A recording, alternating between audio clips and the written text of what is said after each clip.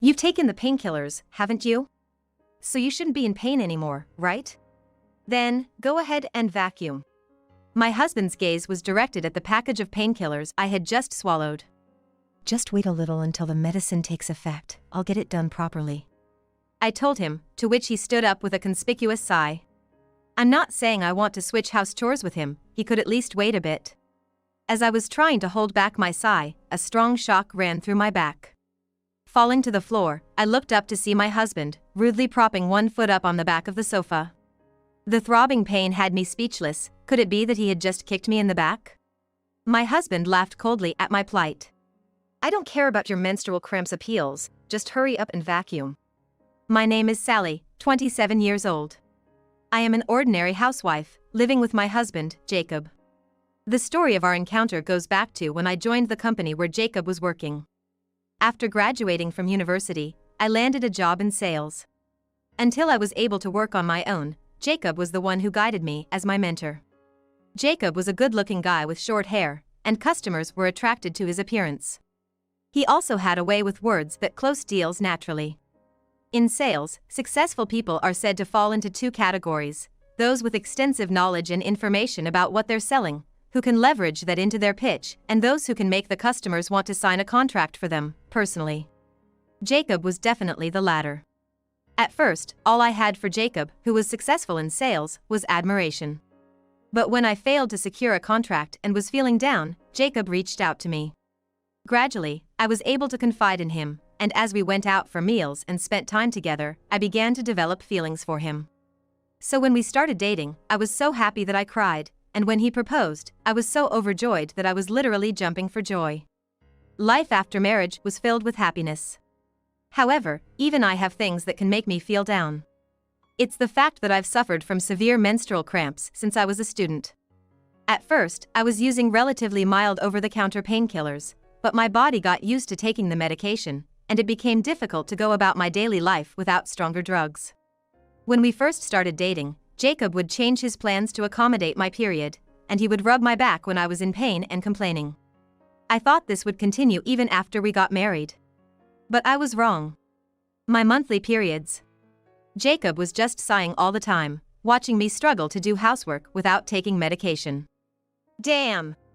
It's not like it just started happening in the past few years. Get used to it already. He began to say that to me. We both work, but Jacob makes more money and contributes more to our living expenses. The amount is significant. I can't support both of us on my own earnings, so I put a lot of effort into doing housework. During my period, I would finish my chores while the painkillers were effective, rest my body on the sofa for a while, and then resume my housework. I do everything in order, but to Jacob, it seems like all he can see is me lying around on the sofa.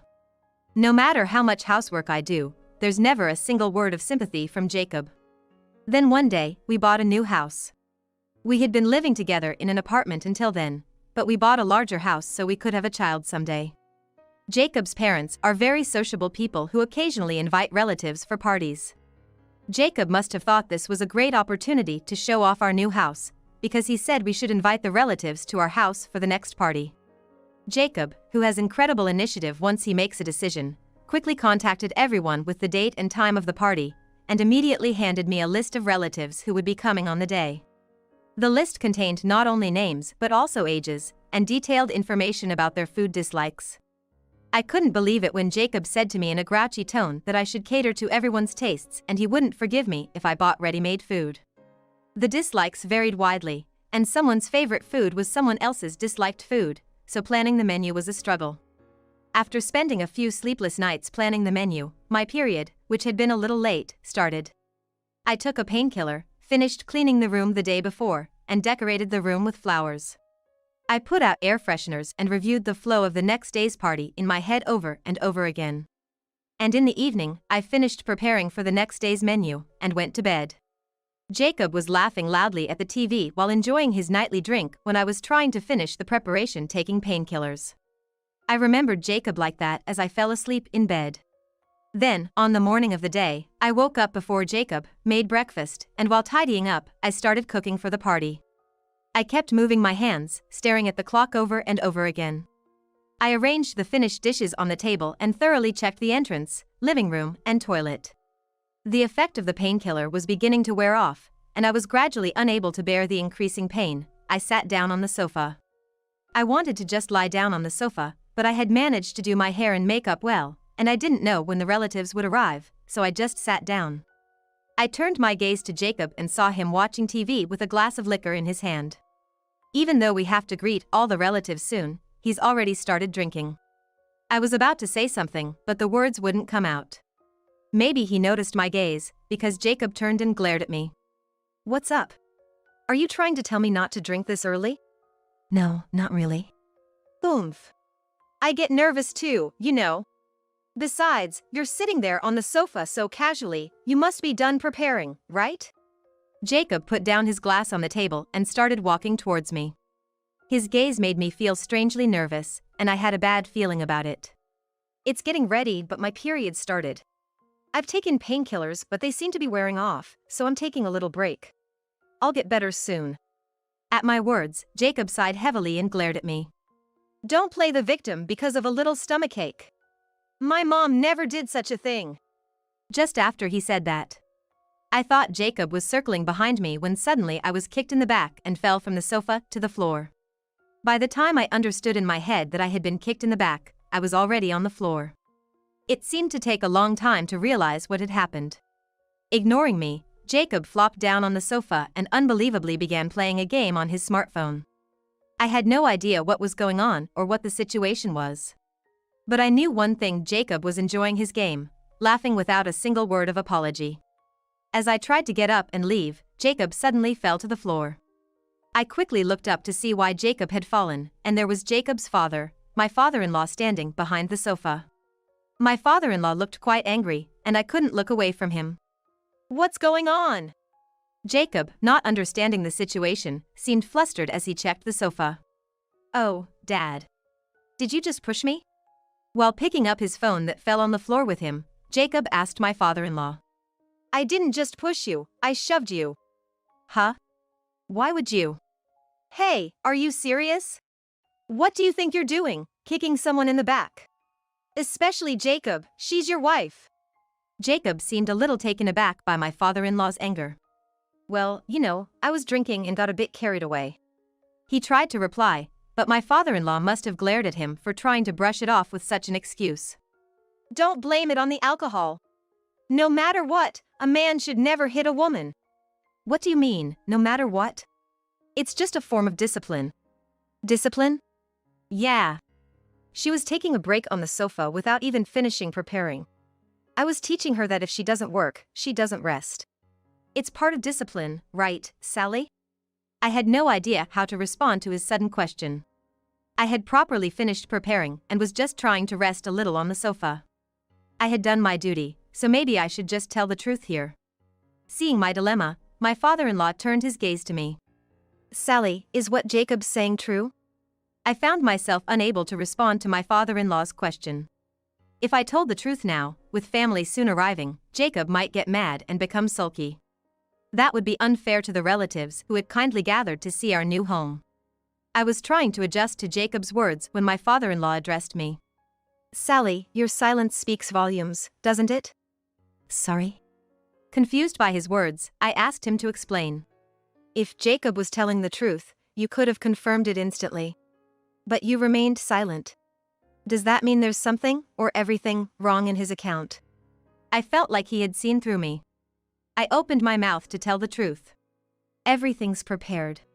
All that's left is to welcome the guests. It's just that I'm not feeling well today." "Ah? You're just on your period." Jacob abruptly cut in. I felt like crying at his lack of delicacy. I had carefully chosen my words to avoid such an explicit topic in front of my father-in-law, and yet. "Stop using your period as an excuse to not feel well. If you finish the preparations, just say so. I thought you were sitting on the sofa just to slack off because you hadn't finished." That was Jacob's idea of the situation. He didn't even remember me saying earlier that the preparations were almost done.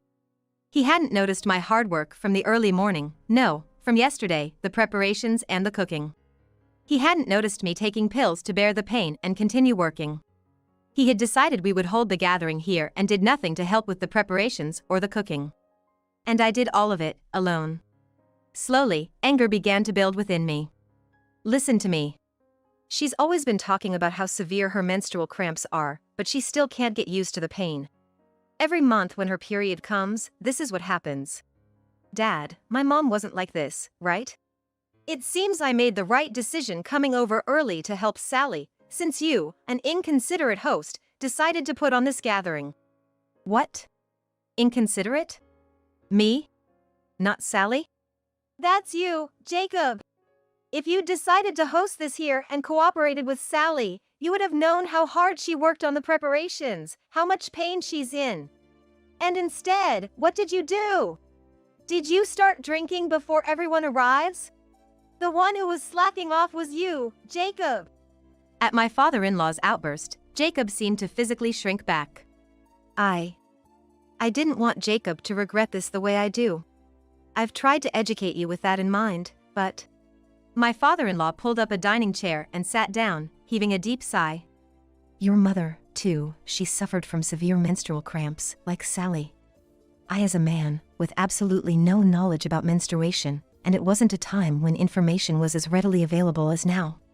And my mother used to say that your mother, who couldn't manage her own body, was a spoiled brat. Back then, I thought menstruation was something only people who couldn't manage themselves suffered from. My father-in-law spoke slowly. As if reminiscing about the past, my father-in-law was speaking, his gaze fixed on some distant point. Back then, painkillers were just for a peace of mind, and your mother, being a full-time housewife, was told by my mother to do all the household chores. No matter how much menstrual pain she was in, I couldn't let her rest. Then one day, your mother fainted. I immediately took her to the hospital, and the doctor told us the cause was endometriosis. Because of that, the dream your mother had of giving you siblings, it became impossible. Jacob was listening and staring at my father-in-law's face. Each person's body is different, and not everyone will have the same experiences. But if you ignore severe menstrual pain, it can lead to illness. Your mother did get sick. She was dealing with household chores, raising children, caring for her in-laws, and living with an inconsiderate husband. She had many sources of stress. She ended up infertile and couldn't get pregnant as she had hoped. I blamed it on the times and blamed my mother. But I was wrong. It was my responsibility to understand. It's a pain that we men can't experience, so I should have properly listened to your mother and accepted her as she was. I failed to do that. It was my fault. I regret not challenging my mother's views and remaining ignorant even now. My father-in-law spoke in such a somber tone, gently supported by my mother-in-law. I was only able to nod to my mother-in-law, who just appeared having a sad smile on her face.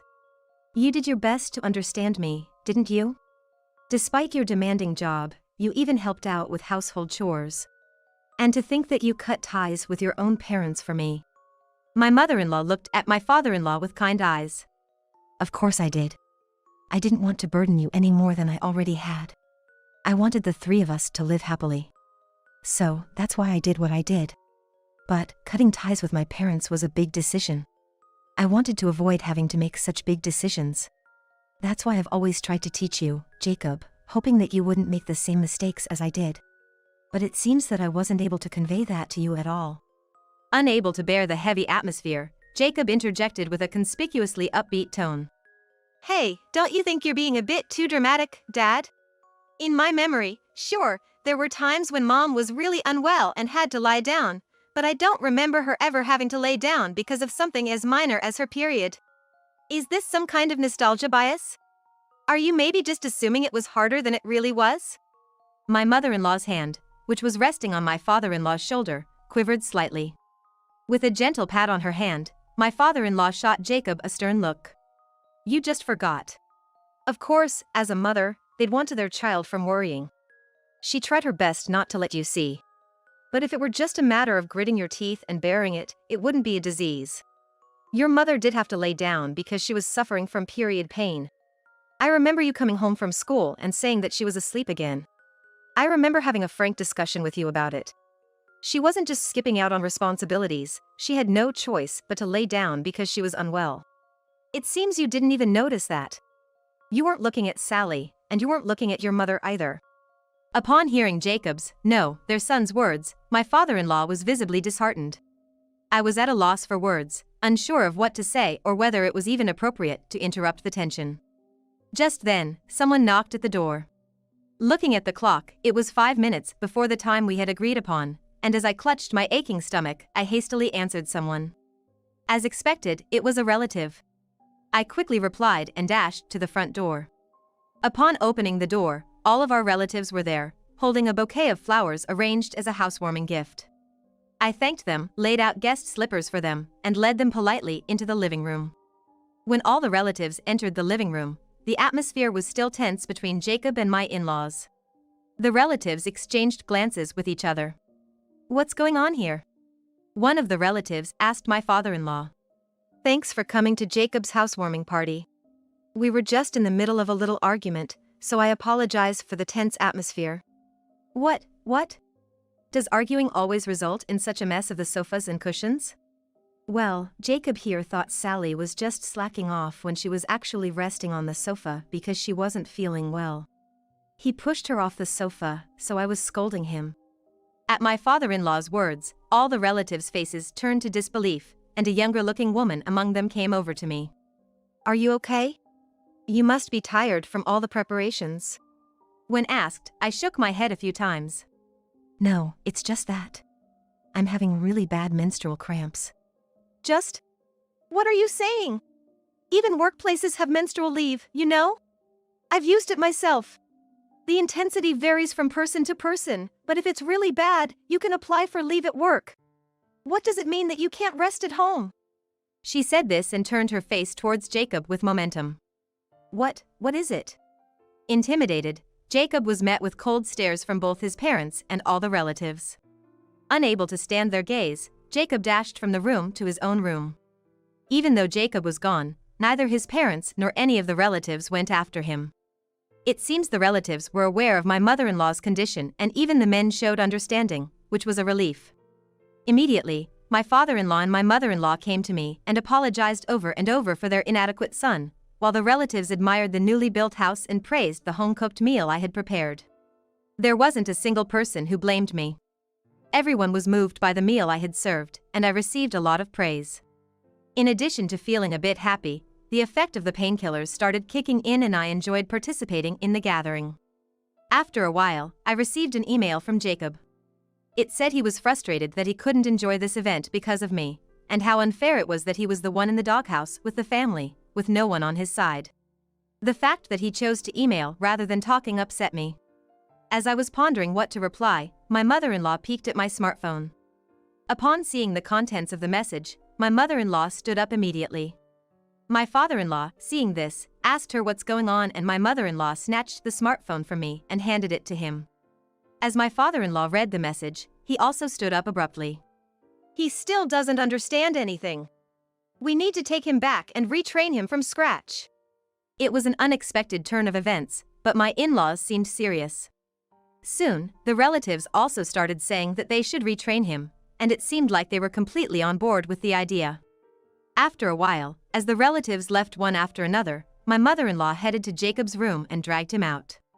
Both his parents gripped his arms, and before he could protest, they took him away. About a week after Jacob was taken back to his parents' house, I received an email from him. He told me how my mother-in-law had been relentlessly teaching him about women's bodies, the struggles of menstrual pain, and that she even made him do housework while being taught by my father-in-law, assuming as if she was suffering from menstrual pain. He complained about how hard it was to balance work and housework. I couldn't help but chuckle reading his complaints. It seems like they've been retraining him from scratch, just as they told me. I thought maybe now he's starting to understand a bit of what I was feeling, and it made me smile. In the meantime, I am taking the time to confront my period pain anew. Encouraged by my female relatives who suggested seeing a gynecologist for my severe menstrual pain, I visited a clinic in his absence. The doctor advised me about medications and lifestyle changes, which was helpful. Above all, living a life without Jacob interfering was more comfortable than I had imagined. I could live at my own pace and even lie down on the sofa when I felt tired. It was a life where I could take care of my body. I found myself wishing I could live like this for a bit longer. One of the reasons was my mother-in-law's advice, but mainly because I wanted to enjoy this relaxed life.